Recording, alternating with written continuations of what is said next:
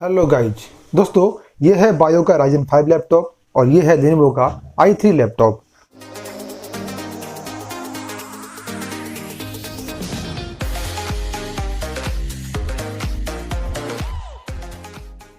तो दोस्तों इन दोनों में मैं कोई भी कंपैरिजन नहीं कर रहा हूँ।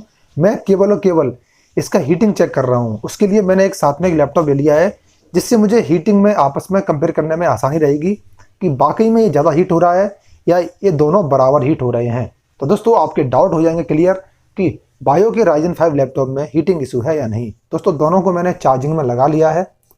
ये चार्जर है आपका लेनोवो का और ये चार्जर है Ryzen 5 का। तो दोस्तों दोनों चार्ज हो रहे हैं, ये यहाँ लगा हुआ है और ये यहाँ पे लगा हुआ है।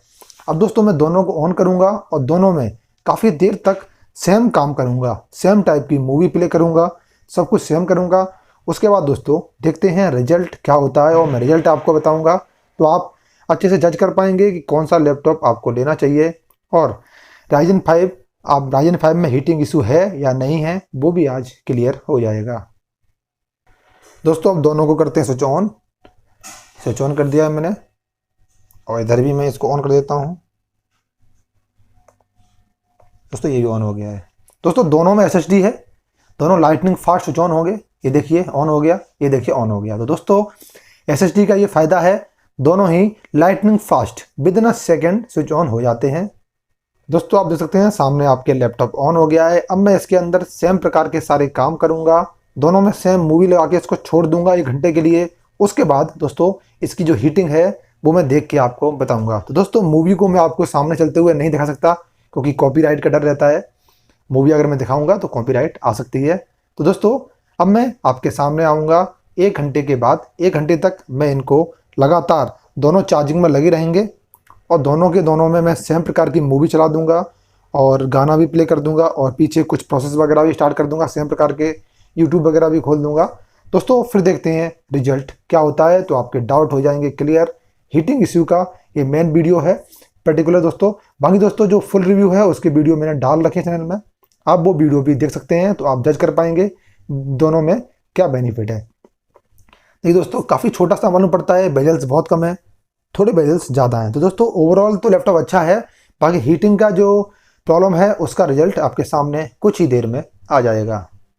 दोस्तों लगभग 1.5 घंटा हो चुका है। 1.5 घंटे तक मैंने दोनों लैपटॉप में सेम मूवी प्ले की है और सेम साउंड पे फुल ब्राइटनेस, फुल वॉल्यूम।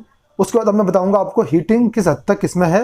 लेकिन दोस्तों आप देख पा रहे होंगे डिस्प्ले क्वालिटी इसकी और इसकी। दोस्तों डिस्प्ले क्वालिटी औसम है, बिल्ड क्वालिटी औसम है। नाउ अब आते हैं हीटिंग पे जिसका हम टेस्ट कर रहे हैं। तो दोस्तों मैं लैपटॉप को यहाँ से बंद करता हूँ, इसको भी बंद करता हूँ और दोस्तों हम इनको उल्टा कर देते हैं। दोस्तों इसको ही उल्टा कर देता हूँ। अब दोस्तों मैं अपने हाथ से टच करके बारी बारी से बताऊंगा। तो दोस्तों थोड़ा हीट है यहाँ पर नहीं है, ये बैक पोजीशन में थोड़ा हीट मालूम पड़ रहा है मुझे, ठीक है। और दोस्तों इसमें दोस्तों बिल्कुल भी हीट नहीं है। तो दोस्तों ये इंटेल i3 है बिल्कुल। दोस्तों मैं अगर उल्टा हाथ कर रहा हूँ उसके बावजूद भी मुझे बिल्कुल भी हीट मालूम नहीं पड़ रही है। दोस्तों दोनों के नीचे सेम सरफेस था, आप देख पा रहे होंगे इस प्रकार का, और दोनों में सेम मूवी प्ले हुई है, सेम फुल साउंड पे, दोनों चार्जिंग में कनेक्टेड हैं। तो दोस्तों उसके बावजूद आपको मतलब इसमें हीटिंग मिलती है जो दोस्तों इसकी कीमत इससे ज़्यादा है। Ryzen 5 जिसको हम i5 की टक्कर का मानते हैं, दोस्तों ये i3 है। दोस्तों उसके बावजूद भी मतलब इसमें हीटिंग है। तो हीटिंग का दोस्तों इश्यू है, जबकि दोस्तों अभी विंटर है तो विंटर में टेम्परेचर काफ़ी कम रहता है, तब आपको हीटिंग फील हो रही है, ठीक है। और मैंने इसमें कोई बड़ा काम भी नहीं किया है, सिंपल एक मूवी प्ले कर रहा था, वो भी फुल साउंड में, फुल ब्राइटनेस में। और दोस्तों मैं एक नॉर्मल यूजर हूँ तो एज ए नॉर्मल यूजर बात कर रहा हूँ। बाकी दोस्तों अगर आप हैवी यूजर हैं, आप गेमिंग करते हैं, गेम खेलते हैं, बहुत सारे टास्क खेलते हैं, बड़े बड़े सॉफ्टवेयर वगैरह चलाते हैं और काफ़ी मतलब कॉम्प्लिकेटेड काम करते हैं जिसमें प्रोसेसर का उपयोग काफ़ी ज़्यादा होता है, तो दोस्तों हीटिंग बढ़ जाएगी। बाकी दोस्तों जब विंटर में ये हाल है तो गर्मी में पक्का ये हीटिंग है ये बहुत ज़्यादा बढ़ने वाली है, क्योंकि विंटर में टेम्परेचर अभी लगभग 7 से 8 है तो हीटिंग फील हो रही है। और गर्मियों में जब टेम्परेचर 40 होता है तो आप समझ सकते हैं। तो दोस्तों हीटिंग का इश्यू तो है। तो दोस्तों इस लैपटॉप में सब कुछ अच्छा है, बस हीटिंग का इशू है। और दोस्तों हो सकता है Ryzen 5 में AMD के प्रोसेसर में थोड़ा हीटिंग का इशू हो।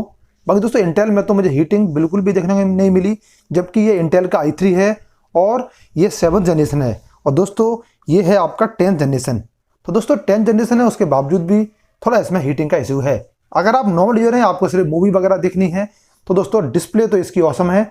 आपने वीडियो में लास्ट में देखा होगा, डिस्प्ले क्वालिटी तो नो डाउट लाजवाब है। साउंड क्वालिटी भी इसकी बहुत अच्छी है बाकी सारे कम्पिटिटिव लैपटॉप से।